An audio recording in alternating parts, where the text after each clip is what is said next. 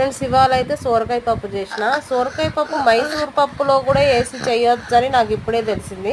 మేమైతే మైసూర్ పప్పు అంటే టమాటా వేసి మాత్రమే చేస్తాము. కందిపప్పులో సోరకాయ పప్పు చేస్తాము. ఏమో మా ఆయన అయితే మేము ఇట్లే చేసుకుంటాం, మేము ఇట్లే తింటాం అనేసి పెద్ద సోదైతే చెప్పిండు.